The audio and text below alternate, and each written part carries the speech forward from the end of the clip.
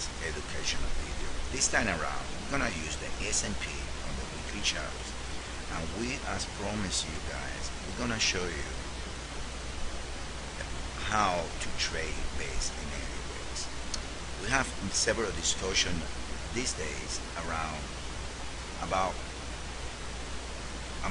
different techniques that traders use to trade, but in Elliott Wave, we in Elliott Wave forecast, we only trade technically 3 setups, and we're gonna go in this video and trying to explain to you guys those setups, how you're gonna locate it, how you're gonna see it, and how to place your stops and your limits, so you can be a successful trader. That's what we want. The first setup that we're going to start is, first you need to understand the 5-way patterns in the Elliott Wave. This is an Elliott Wave patterns. 1, 2, 3, 4, 5, A, B, C, follow with a minimum. Another 1, another 2, another 3, another 4, and another 5. That's a minimum Elliott Wave pattern. Having said that, we're gonna start.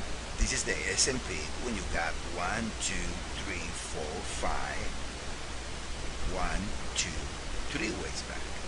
Now, to be a successful trader, the first thing that any trader needs to understand is that you need to have a defined risk, and the only tool that give you a defined risk all around the multiple tools that traders use, like indicators.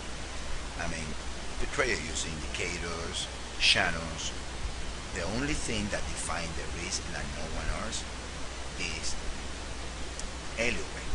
Now, in Elliott Wave, we are identifying 3 setups: the wave 3, the wave 5, and the wave C. Let's go over the first one. The first one is the wave 3. How you identify the wave 3? First, there is a market that is coming this way and create a top. Now, how do you know that the top is created?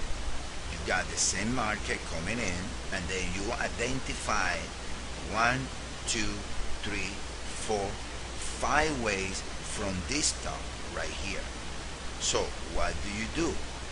You go, you trace your fibble right there, and then you have your defined risk. What is your defined risk? Nothing more than the top right here. That's gonna be your stop. Now, how do you enter? You enter either at the 50, the 618, or the 76.4 of the previous 5 ways. Getting back to this market, which is real market, you comes here, you trace your fuels, and then right there you're gonna enter short S&P at 1416, 1454, 1500 against a defined risk of 1576. After you do that, then you worry about your limit. What is your limit? Very easy also. You get back, and then you trade your extension. When the market goes your way, you take your extension, and your limit is the 1.618 of whatever weights 1 round. So technically you enter here and you take profit right here at the 1.618 area. That's how you trade the wave 3. Why do you do that? Why you don't enter here? Because entering here is called peaking. Peaking is an illusion. You don't know if really the market is on an end right here, like right here. If you go right here, you say, okay, my wave 3 is gonna end at the 1.618. There is nothing for sure that say that it's gonna end right there. Look at this. It's past the 1.618, and it went to the 2% or even a little longer. That's why you don't pick. You better wait for the 5 ways back, and after 5 ways back, you define your risk. That's the first setup, is the wave 3 setup. Now, when the wave 3 runs, then you identify a 1, a 2, and a 3. Then it comes the wave 5 setup. How is the wave 5 setup comes around? You identify your wave 3, you trace the fibers of the distance of the wave 3, and then you're gonna sell it at the 23.6 and at the 38.02 of the distance traveled by the wave 3. Now, as a rules in Elliott Wave, one of the rules is wave 2 do not pass the beginning of wave 1. That's why in this trade your stop is at the beginning of the 5 wave previous, the previous 5 wave sequence. That's when your stop is. Now, another rules of the Elliott Wave principle is that wave 4 do not overlap with wave 1. Having said that, you're gonna know that in this the case, when you enter the wave 5 set out at the 23.6 and at the 38.02 of the distance traveled by the wave 4 or the wave 3, your stop needs to be the low of the pattern of the wave 1. In other words, if you're selling here, your stop needs to be here.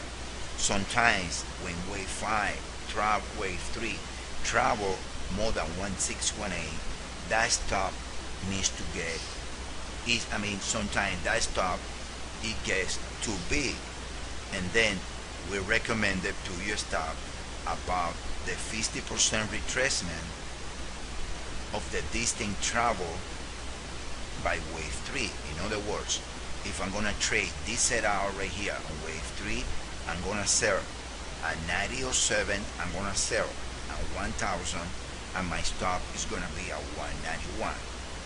That's the wave 5 entry. Now, what is your limit? Your limit is you're gonna take your index, you're gonna take your wave 4, you do the index retracement on the fibber of the extension of wave 4, and then you're gonna take profit at the 1.236, and then you're gonna take profit again at the 1.618. That's how you trade the wave 5 setup. And the last setup that you should trade using Elliott Wave is very simple. After you identify a 1, a 2, a 3, a 4, and a 5, this always is gonna come in A, B, and Z. Now, in an ABC, A comes of 5 wave most of the times, and C also comes with 5 waves most of the times. Having said that, what you're gonna do is, let's go here on the real market. You got 1, 2, 3, 4, 5, and then you see 1, 2, 3, 4, 5. That's your A. What is happening is you're gonna get an A, B, Z back and another 5. 1, 2, 3, 4, 5. How it works is, and having said that, what happens is you're gonna trace your fibber on your wave A right there, and then you're gonna enter like it was a wave 2, because in Elliott Wave, wave C and wave 3 are the same. If you take a look at it, 1, 2, 3 is the same as ABC. ABC is the same as 1, 2, 3. So technically speaking, you're gonna buy here. This is a contra trend move. You're gonna go small with your size. You're gonna buy here at the 50% of wave A, the 618 of A wave and the 76% of A wave, and then your stop is gonna be below the ends of wave 5. How you do in the real market is you got the 5s, you got A, and then you're gonna trace the FIBO here, and you're gonna buy at the 50, at the 618, and the 764. In this way, the trend was strong, and it only retreat to the 3802. Now, what is your limit in this wave C trade? First, you measure wave 1 and you put it on the top, and then you're gonna take profit at the equalex, and then after that you're gonna go to the 1.236%. Most of the time the equalex come at the 71 and the 618 of the previous 5. That's why it's very important to take profit at the equalex. Sometimes when you do the measure of the wave A, if the 618 of A goes above the top of wave A, we recommend them taking profit there, right? So that's the setups that we do in Elliott Wave forecast, and those are the setups that every professional waver should trade based in Elliott Wave. Thank you, and I hope you guys understand and enjoy the video.